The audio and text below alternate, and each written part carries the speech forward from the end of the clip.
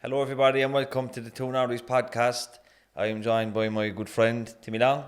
Hi everyone. And we're shooting this out in Little Island in a lovely little office. As you can see, we're all socially distanced, isn't that right, Tim?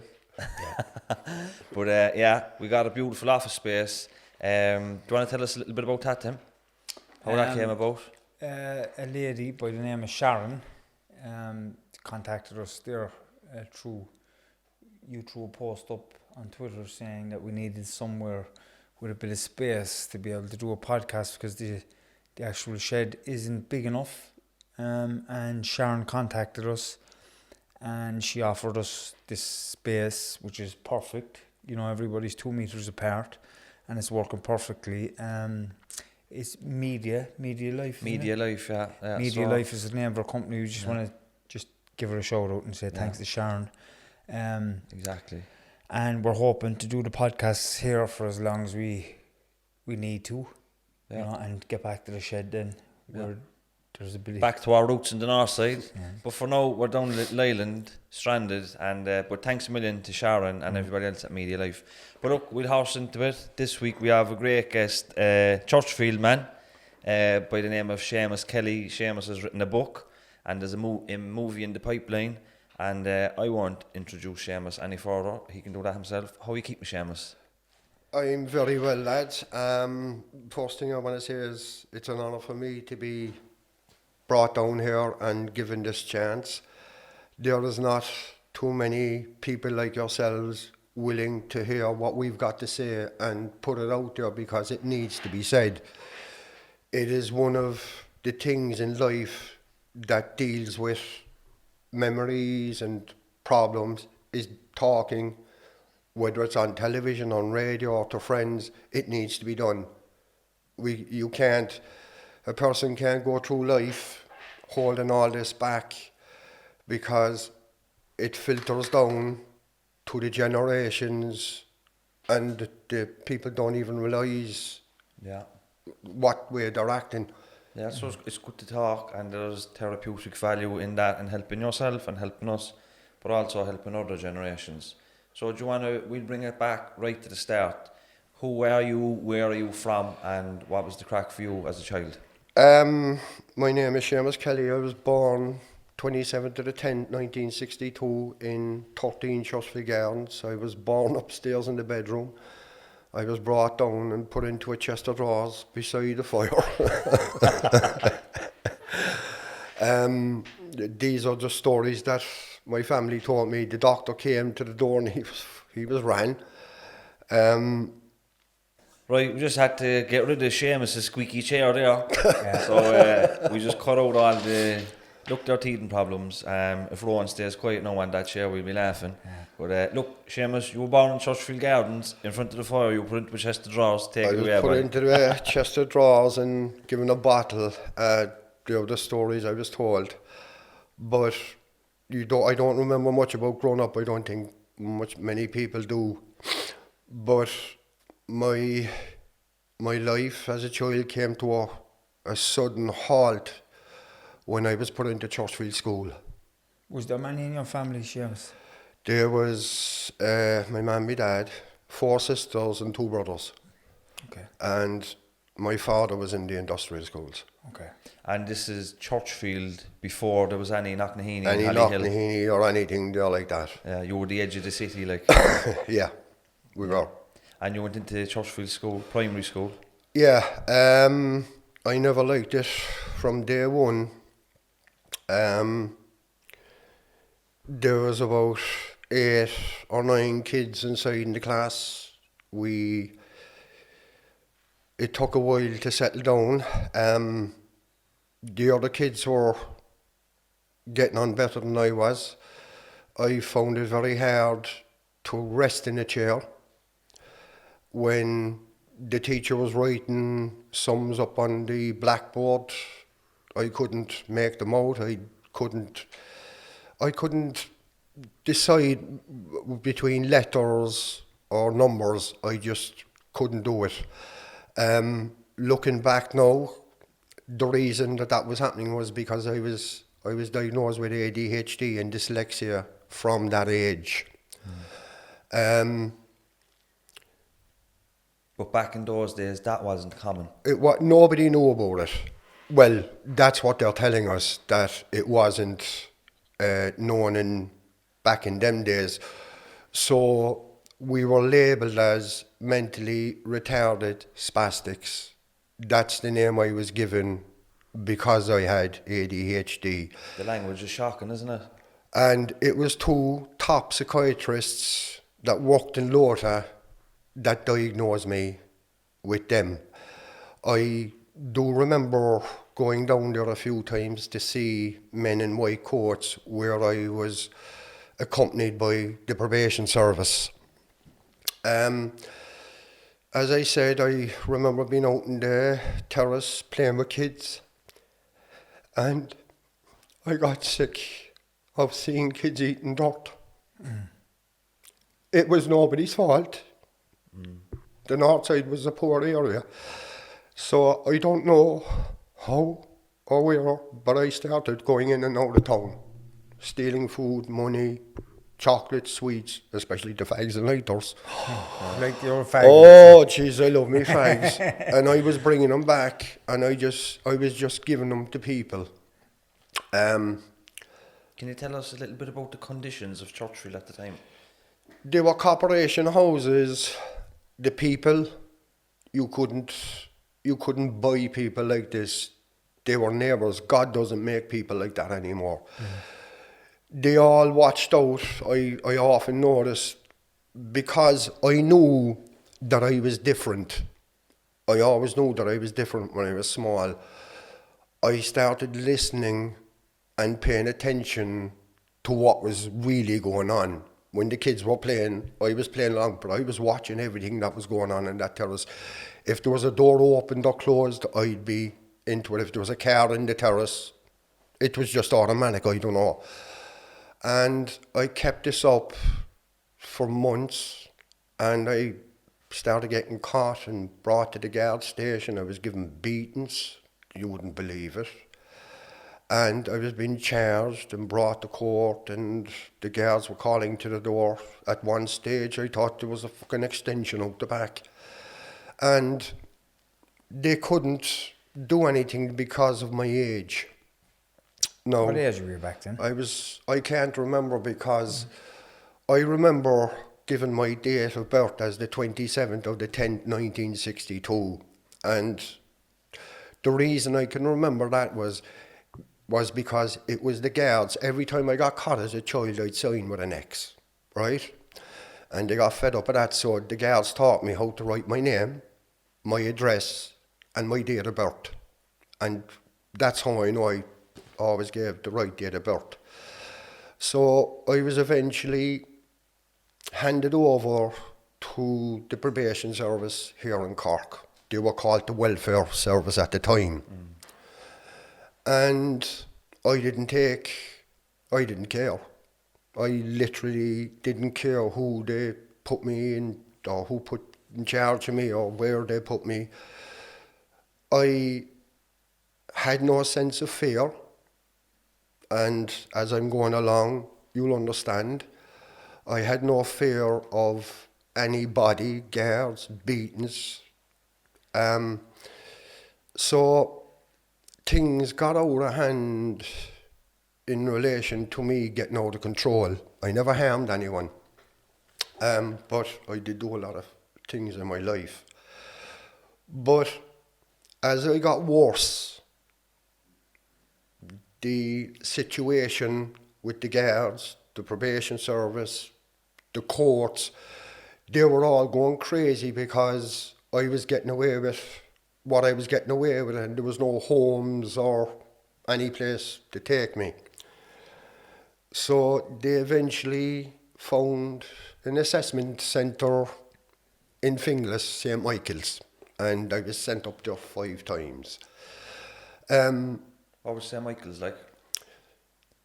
How would you describe it?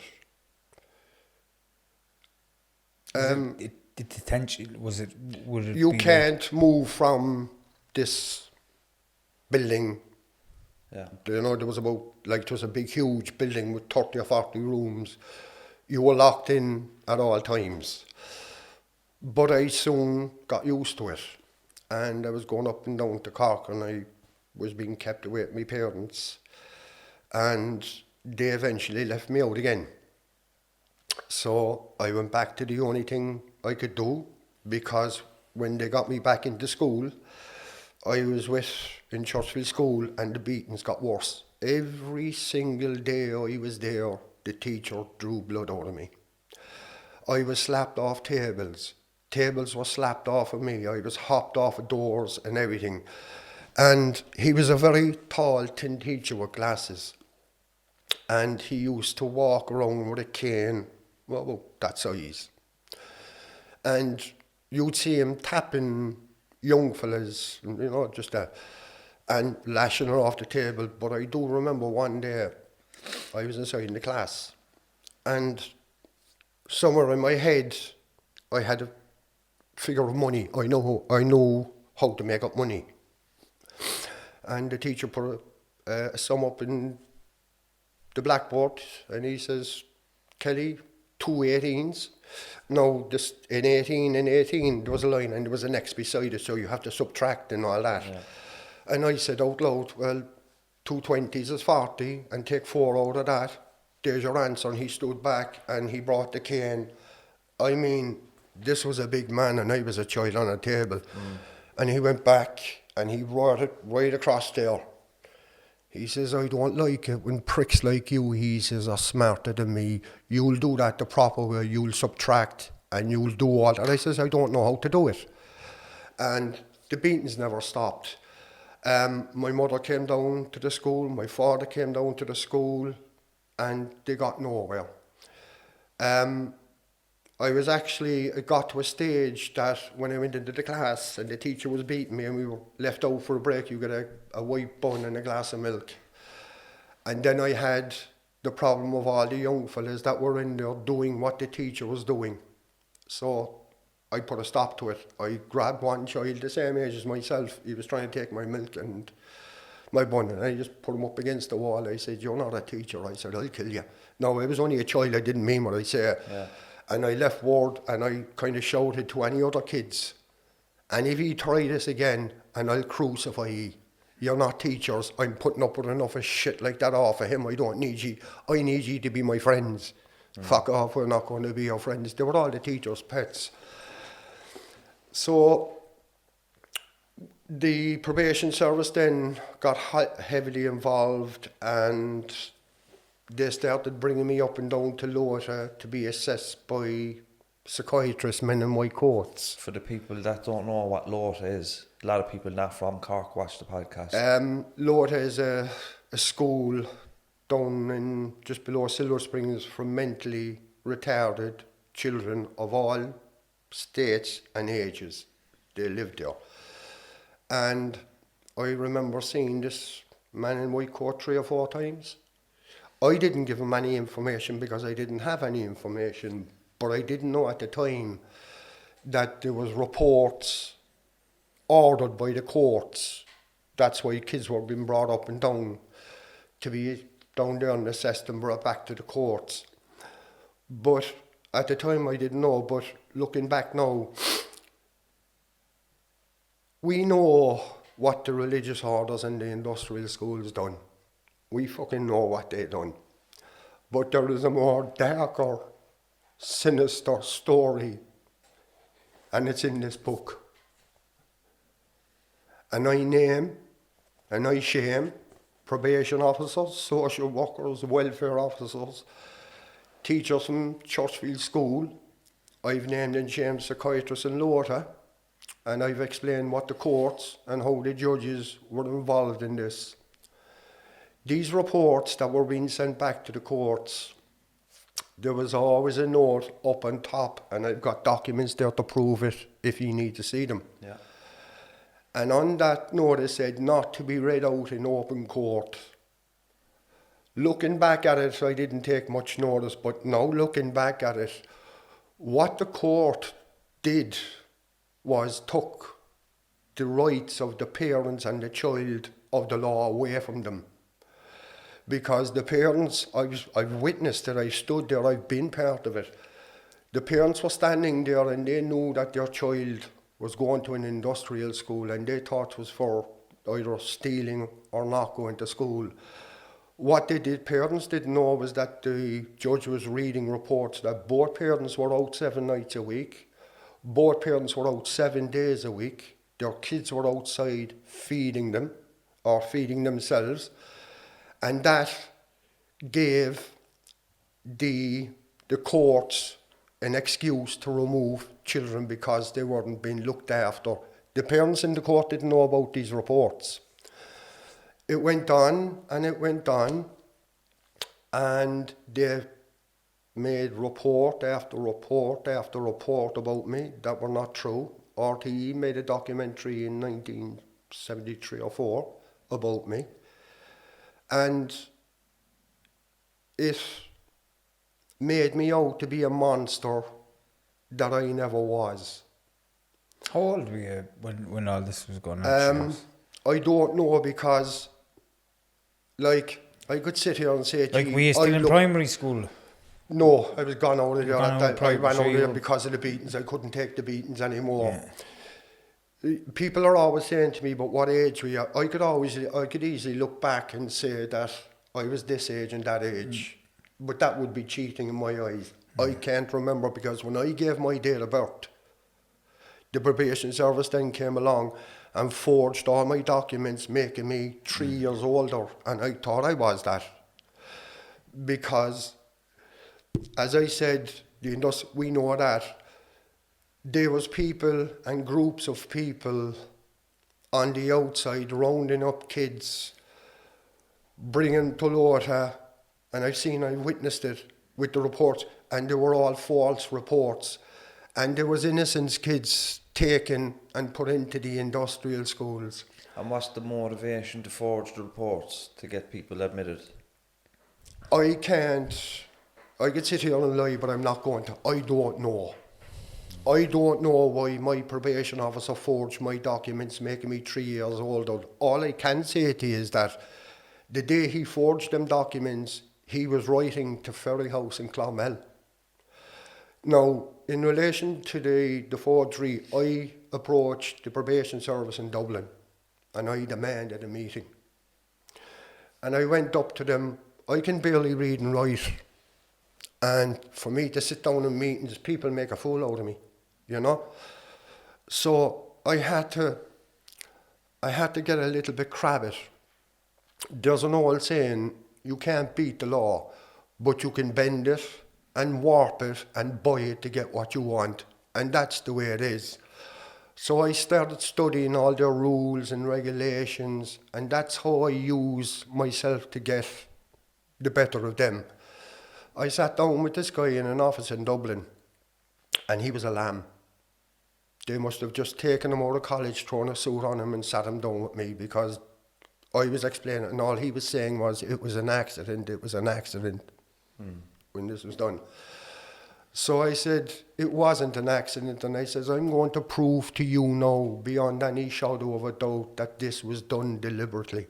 So I turned around and I says, your name is Seamus Kelly, and my name is Mr. X, the probation officer.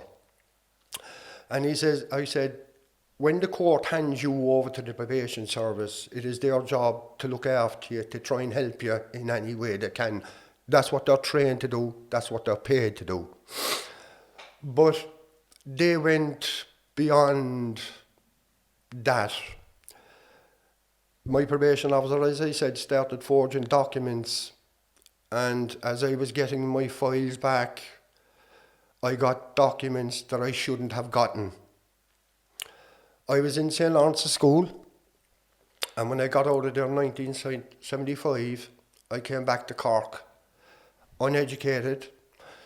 While in St. Lawrence's School, I was forced to work for a teacher, making blocks, and I had to cycle 16 kilometres every morning to work in the rain, the heat, and the snow.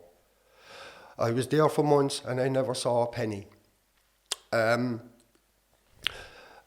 when the day I was, now I'm going to go back and forth to different parts, because this is how I explain it. Yeah.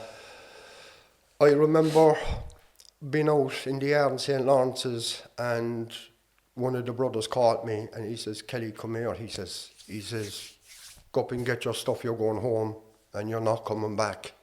I remember that conversation with him. I know who it was. It was the same priest that brought me to Cork. And I says, brother, I says, why did you keep me so long when I was only sentenced to a year and I'm here 2.5 years? I said, why was that done? And he said, you never asked to be released. So I got out of St. Lawrence's. I came back to Cork, uneducated, after being raped, beaten, tortured, raped again, beaten again. And the worst thing they done was that they kept me away from my mum and dad. I never saw them in the 2.5 years I was up there. But one day I was up there, may God strike me down if I'm telling lies. The night watchman came into my room and he says, Kelly, you're going home in the morning to see your mum. I wasn't able to see my mum for months and months and months. So I stayed up all night.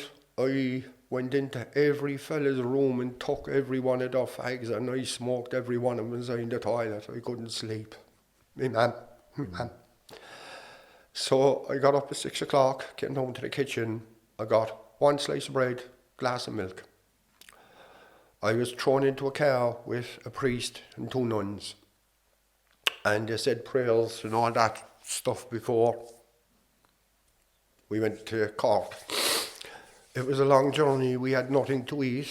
They wouldn't talk to me. They wouldn't even know I was there. They ignored me. So we got into Cork. And when you pass up Silver Springs, you go up and you go around the dangerous bend. And you're heading off up the side of the quay. And you come to a left turn. Up ahead is the railway station. And when you turn left, you're going onto the quay again. And as you're going up, you can drive up, straight up, that'll lead you up the north side of town, or you can take a left. No, I was what, 10 and a half, 11? Hadn't seen my mum for 6 months, any of my family. And while I was in St. Lawrence's, the country fellas, their parents would get a free pass every month to come and see them. They never gave my parents any of the documents. So we were driving up that road and the priest turned off left. And I said, brother, I said, where are we going? I said, you're supposed to be bringing me home. Oh, he says, we're just going out here, do something, we won't be long. Drove out the south side and we drove into the guard station in Torker. And Brother James got out of the car and he went in to the guard station. And he came out with an escapee. One of the lads was out to get out for the weekend and he never came back. So he threw him into the car. So I was behind the passenger. The escapee was there, and there was a nun here, and none in the passenger, the drive. And we started driving in, and we eventually came on to Partick Street. And we drove down Partick Street, and as soon as you come around the Savoy, you can see the water reservoir, and I just focused on it. I said, I'm going home. So we drove up past the Savoy and we were stopped at the lights there before you go over Partick's Bridge. And I was just looking, and I had the window down that much. And the cars there started to take off, and whatever way I looked on Partick's Bridge, my mum was there. She had bags of shopping, and I screamed, Ma'am! She heard me. I was looking up as she dropped her bags. As I tried to get out of the car, I felt a very sharp pain on my right side of my face here and my ear. I didn't care, I tried to get out. The nun in the back started punching me. The nun in the front came around and started punching me. And I went down behind the seat and I could see, the car going, and they never brought me home after they telling me I was going to Cork. They brought me down there to make sure I that the escapee, But they were trying to teach you a lesson. yeah. And So they weren't bringing you home. they weren't bringing me home after they telling me they were. They didn't bring me home. The only time I saw my mum was on Patrick's Bridge, and when I tried to get out of the car and shouted, "Ma'am," I was punched down behind the driver's seat, passenger seat, Jesus and Christ. they drew blood. I mean, they drew blood. I eventually came up from behind the chair, and we were just passing Silver Springs. And what does a child think of? I can't remember what I was thinking. I just see my man's face. They brought me back to Dublin, and I ran away the next day. And I made my way to the railway station, Houston. I was hiding in the bushes when the trains are coming in, you know. There's bushes along the lines. I was waiting there. And I said, I'm going to fucking hop on a train. I didn't care. I heard noises behind me, and a hand came out and says, "Come out here, you little bastard, you." So it was the guards. And I said, "Guard, please don't bring me back to St. Lawrence's because I've been raped, beaten and tortured." And I told them what they done to me. We're doing our job, threw me back in the door. And I still am haunted by that day in Patrick Street. That's the day they broke my spirit. So It's still very It's- traumatising for you even today. boy, I'm even scared to go to my mum's grave, you know. So with all that and with all the forged documents that they were bringing against me and false charges, I just pled guilty to everything because I didn't know any better. I did it, and I didn't do half of them. And the writer found that out when she was getting the files. Your writer that wrote your book for you. Audrey O'Riordan. I remember being arrested one day and brought to the Back Abbey guard station by a tall detective, big ears and a gold tooth, and he was armed. And he was dealing with me a lot. And he brought me down to the Back Abbey guard station. He brought me upstairs. I stand over everything I said in this book. There's no lies in it. I've no reason to lie. You can't make up stories like this. So I was brought upstairs, and I was brought into the front room that was looking out onto the Lee. You could see the lane out there.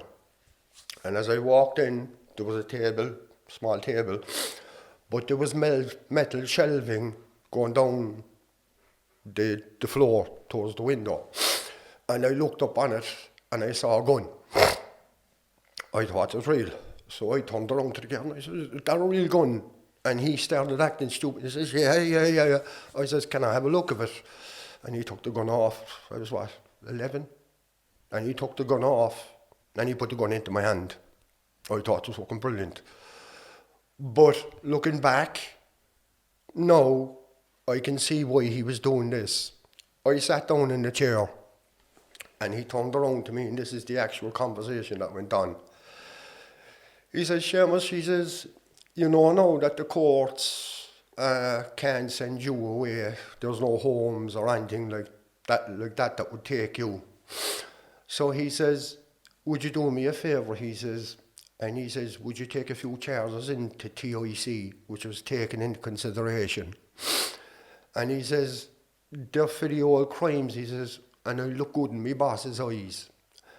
And from that day on, that particular guard spent 99.9 of his time chasing only me, waiting outside my door, and he started chasing other kids, and he was armed.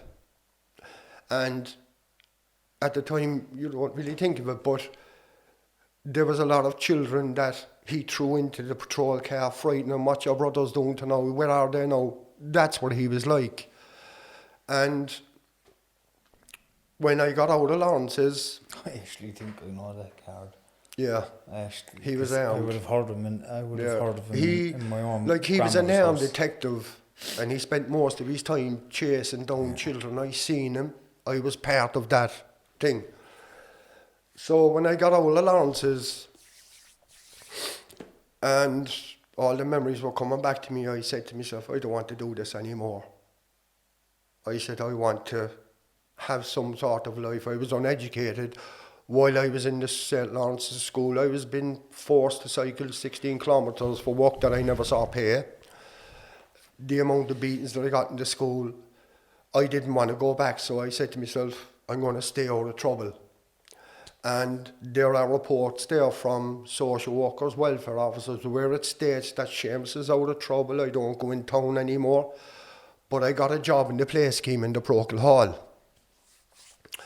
And when the writer told me that the book was called The Fuse Within, I said, that's a weird name. I said, I don't understand that. And she then explained to me why it was called The Fuse Within. I said, brilliant name.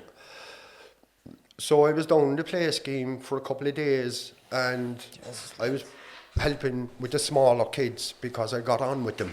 And the reason I got on with them was because I could think like them. I had ADHD and dyslexia. And I was out of trouble. But there was a local priest in Groan. He used to drive a green Volkswagen car. And he got involved in my case. At one stage, he went into a court of law and he took a Bible in his hand, knew the papers on the papers, and he swore to tell the truth, the whole truth and nothing but the truth. Raping children wasn't the only thing that these people were doing, raping children and selling children. It wasn't. This particular priest swore my life away, and the judge believed everything he said. 2 days later, I got punished for it. 2 days later, that priest was knocking on my door. Seamus, I'm very sorry, the evidence I gave was false. I didn't know. He was given that from the probation service because he didn't know much about me. So I went down to work. I was keeping myself clean. I was eating. I was sleeping. I wasn't doing anything. I was helping my mama home. And I loved the job. So I walked down by Hartnett's, and there was a group of people come out, and this priest came around the corner, same priest from Groton, and he walks over and he says, you dirty scumbag bastard, he says, get the fuck away from here. He says, I don't ever want to see you here. I looked at him and says, what's wrong? He says, you were up to your old tricks again. He says, get away. We're all washing our hands of you. He turned around, he walked away, and I started crying. I knew I didn't do anything, but I'm being punished like I did before. Different people, same tune. I turned around, I walked up the hill. I went up home and I slammed the door. My mum said, well, what are you doing back from work? I said, nothing.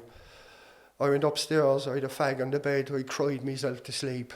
15 years of age and I cried myself to sleep. And when I woke up, I said it to myself, if this is the life that this child is going to get, I'm not giving up. I'm going to fight these fuckers all the way. And I went out that night and I started breaking into places and I got into trouble again. And that was the fuse within. 3 days later, that priest came over to my door. Seamus, I'm very sorry. We got the wrong information. You didn't do the damage. Now, December, I was selling my books outside the GPO here in town, all over Plunkett Street. And I was talking to this woman about that particular instance. A woman from the crowd came over and said, Seamus, I remember that priest firing you for something you didn't do. She says, I remember that. And I started getting into trouble. I couldn't read and write. So at that stage you were like, you know what, I'm getting fucking lashed over here for stuff I'm not doing. I'm going to give them something. I'm going to go out there. I'm going to fight back. That's what I said. I'm not going to let them get the better of me. I went out and I started mounting up charges and charges and charges. The beatings that I got, they never stopped. So in all the times that I spent in prison, the probation service was there to help us. And they always told me to fuck off. It was the look. In 1985, I got... Can I say something? Yeah. Do you know the way it was back then? The guards and the probation, because we're giving the guards an awful kind of fucking view here now at the moment, and the probation services. Like, I've dealt with them recently, and they're actually good. But back then, in your time, In my day, they were brutal. Now, because of my organisations, I do work with survivors and I do work with probation service. Now, you've got a good relationship with the probation service Today. Yeah. But it's not them I have the problem with. It's the guys in Dublin that make the decisions. I became great friends with a probation officer here in Cork, and he read my book, and I was invited over to the probation service. He wanted to talk to me. And he says, Seamus, he says, you seem to know what you're doing. And he says, I have a problem here, he says. He says, every 6 months, 12 months, we get the same people back from the courts to do community service. Year in, year out, the same people, he says. And he says, we're helping them. But he says, we're not capable of dealing with their addictions. No, he says to me, he says, Seamus, I know you have experience in dealing with survivors with addictions because of Caranoa and all them places. He said, I want you to come over here and set up an information little office where I can talk to the guys over there, because survivors' kids that have these problems are entitled to this treatment where they go in and they stay over a week. And we arranged this, and he wrote to Dublin, to the offices, and Dublin told him, fuck off. Simply, no. And I'm not educated, I might be a little bit thick, but I'm not stupid. With all the times that I spent in trouble, I often wanted to stay, like in jail, I often wanted to stay out. But let me say this, in every prison in our days, there was programs for alcoholics, drug addicts, rapists, murderers. Not one prison had a program where to show prisoners how to stay out of trouble. How to deal with arguments if you're arguing with your wife, instead of getting up and running out and fucking doing something. They didn't exist. They were never there because the probation service didn't care. The book, I was invited into 96 FM a couple of years ago to tell my story to PJ Coogan. And because of the story that I told, there was a writer listening, Audrey O'Riordan, and we got together, and 6 years later, this came out. Micheál Martin launched this book, and in his speech, I have his recordings, in his speech, he states that with the documents and the evidence that Seamus Kelly has, it allows him to point the fingers. So what this book does, it names and shames the people and organisations that thought they got away with it. Did anybody ever ask themselves, how did these kids get from their homes to the courts, to Lota, to be assessed, back to the courts and sent away? It was because of the probation service at the time, along with social workers, welfare officers, some teachers in Churchfield School, Lota, psychiatrists, the courts and the judges. They were all part of a ring outside rounding up kids. I deserve to be punished, and I'd always say that. But there was kids taken from families. The only wrong they ever did was ask for help.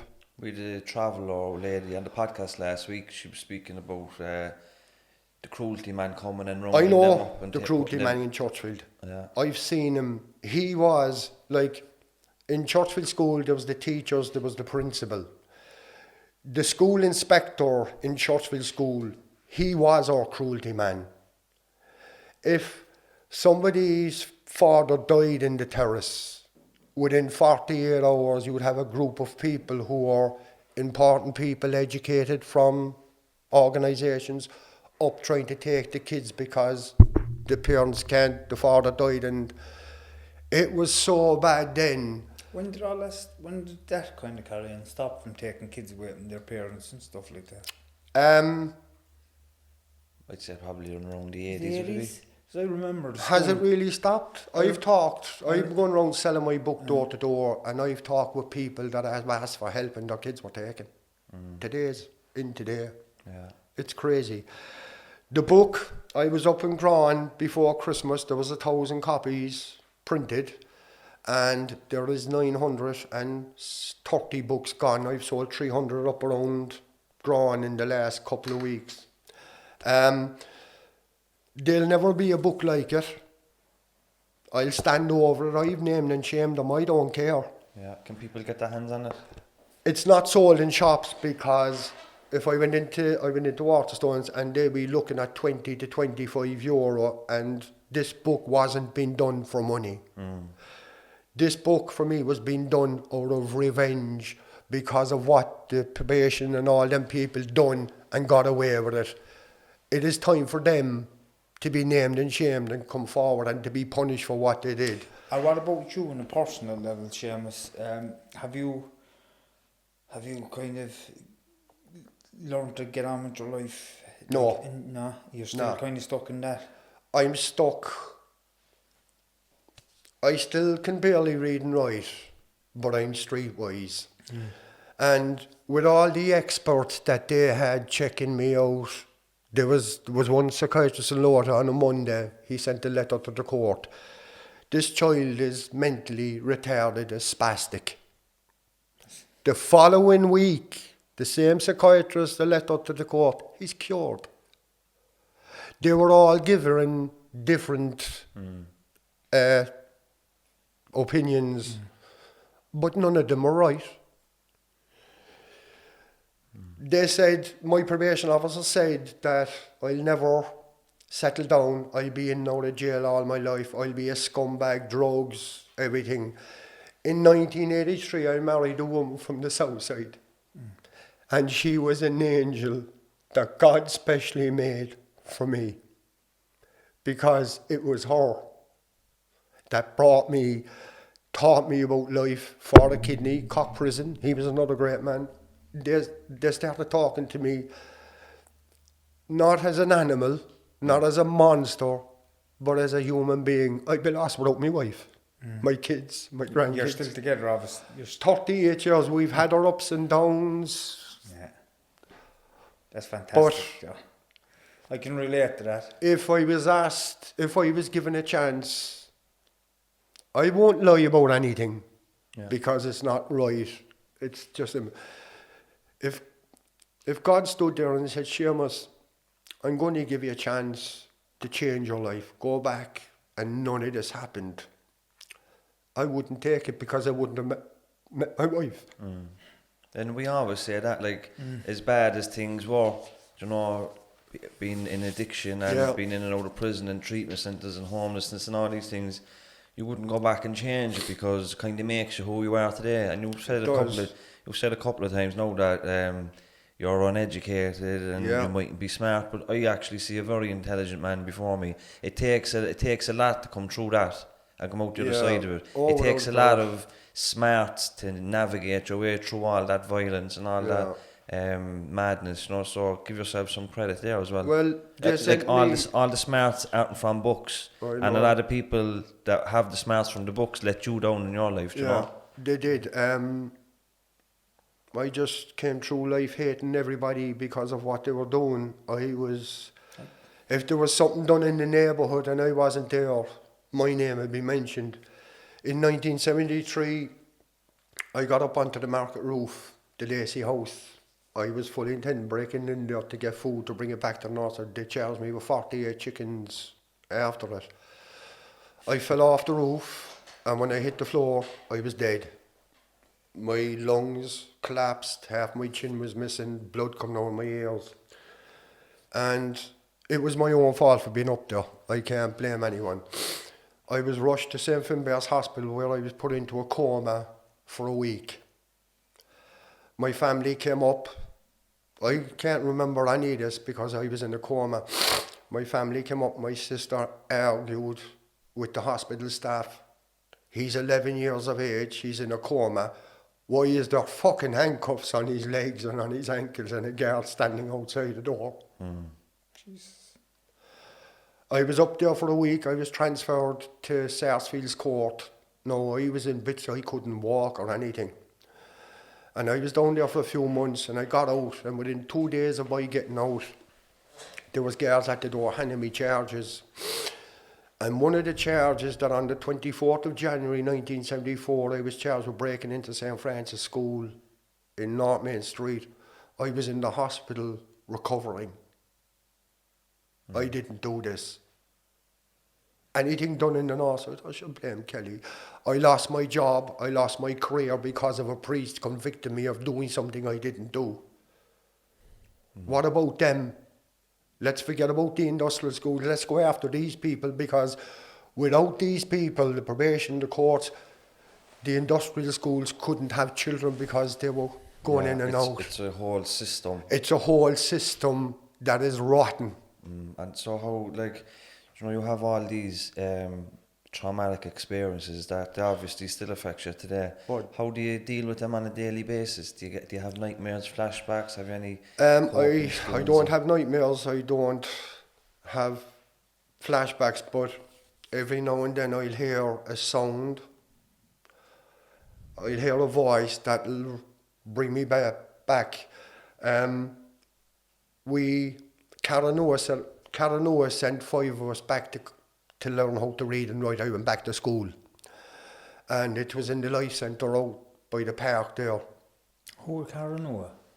It was an organisation set up by the government. Okay. They were given millions and millions and millions of euros to look after survivors, change their lives, do up their homes. Survivors of industrial schools. Of industrial schools, to get new teeth, glasses, their homes done. So we accessed that. And it was fucking crazy right back in them days. I seen things as a child.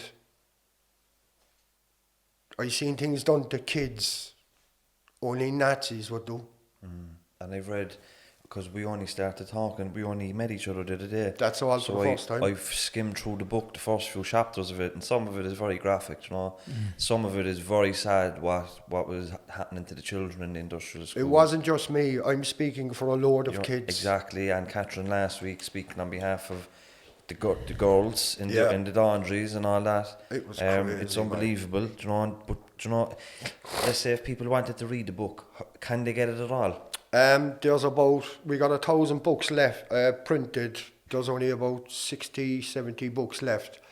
And I prefer to go door to door. That way then I can talk to people, and people are coming out telling me.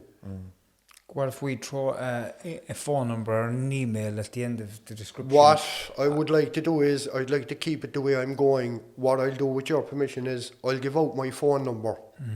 And like I said, I'm not saying that there is only 60 odd books left. I'll give out my phone number there, and if people want the book to come, I'll sign it at the door. The book is only €11 with €1 going to the Vincent de Paul. I'm not doing this for the money. Have you any plans of getting any more printed? Not at the moment, but the film, there's no talk of a second book. Would you be willing to say, if there was anybody I'm just listening thinking, to this? there's loads of people in Australia, isn't Do you there? know, if there's a lot of people listening to this, probably went through similar stuff to yourself, and they have never came out about it, and they're just looking for someone to talk to, and they've been struggling for most of their lives with it. Well, I have helped a lot of people, but I'm restricted in the amount of help I can give. I can sit down and talk with somebody. I could advise people what to do.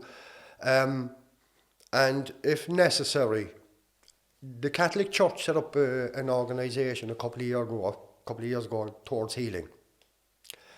It is the best thing that ever came out of the church for survivors. It's a group of people that were set up that listen to us. They don't treat us like animals. They don't see us as victims. When a survivor goes to the Southern Health Board to sit down to talk to somebody about it, they're restricted to the amount of times that they can sit down and talk to a psychiatrist. With survivors, that's not possible. A survivor could walk into a psychiatrist and talk to her one day and walk away and not come back, or come back months later. With the Towards Healing, there's no limit. I have information and documents above. I'll get them to you. They're on Facebook. I would suggest anybody use them. In relation to the book, as I said, I'll give out my number, and if people want to text me, Yeah. I don't care if they're in Mallow or Limerick. The book was brought out for people to understand and know the truth and read our stories. And if they want to text me their names, addresses and phone numbers, I will get a book to them, make no mistake. But And you have a charity on Facebook, haven't you? I do, yeah. What's it called? Survivors Unite, is it? Survivors Unite. It is my organisation, but I don't accept donations. But you I can- don't want them. You can be contacted through that. I can be contracted to that. My number is 086 362 8386. Ring it. I'm there and I can advise you. I can talk to you. If you want the book, I'll get the book to you. You mentioned there you have a film on the way. There is a film on the way. When the book came out, I always knew that somebody was going to come along and talk to me about a film. I didn't want it to be an Irish director or film director because the films that have been brought out didn't tell anything about us. I wanted somebody different, and I've got a foreign person who's well known in this world. I mean, very well known. She's done it before, and she's going to do it. And it's going to be done both our ways. Like, I couldn't name and shame the actual probation officers, but now people know that it was the probation service and the social workers and the teachers in Churchville School. They were part of it. And I get to talk about them in the film. The film is going to be brilliant. Yeah. We'll have to be extras, James. Yeah. I'm just trying to think of who's going to play you. Maybe I'm Matt hoping- Damon or something. I'm hoping, my daughter has kids. Like, I have 4 fantastic kids. They're decent. They were brought up decent. There was a time when I was living in the old house in Lanley Grove and my kids would come back from school and I'd have to run out the door because I couldn't help them. And they understood now, they understand that, and we are so close. I would do anything for them, they would do anything for me. But my daughter's son kind of reminds me of me. He has ADHD and dyslexia, and if I have a choice, it'll be him. Well, look, best of luck with it, and thanks a million for coming on the podcast. It's my pleasure. Like, as I said to you lads, people want to come out, but they don't know where to come because of 96 FM and Ye. This is a stepping stone. Yeah. People, like, I was talking to a lot of people there now that it came to a stage in their lives where they're ready to talk about because they heard me on the radio.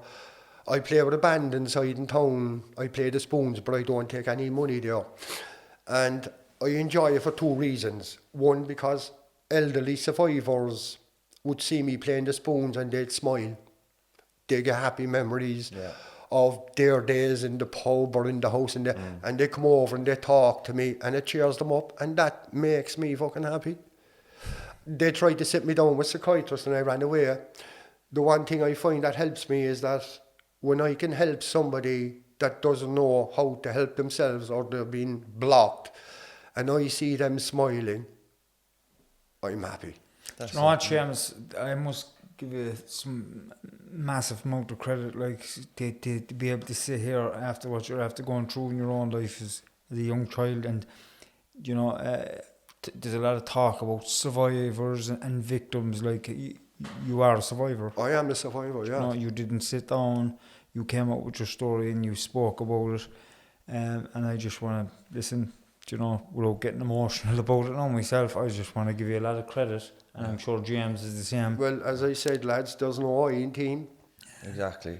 And you know what? It's even better that you're from Churchfield. Yeah. Because And you know what? We're all after doing a lot of mad shit now with kids. Listen, a lot of your stories there were similar to my own. Yeah. Do you know? Like, I remember when I was getting the beatings off the girls from Robin, I used to enjoy, do you know Cash's? Do you know the clock up over that when you're looking up? I used to be up there eating bags of chips, throwing chips down at girls, and I'd be falling all over the roofs laughing. And You must have been some climber. I could climb up the side of a house. You know the old corporations with the little pebbles. Yeah. I used to climb up the side of that. I tell you my life short. Do you know what? If anyone's just wondering what's going on with Timmy, the fight with the printer. battle with the printer today at home. So I thought I could actually refill my own cartridges today, and I spilled the ink everywhere. So I can't get it out of my hands. Let's finish on a happy note. Give us a funny story from probably back in the day. I heard something about a bus.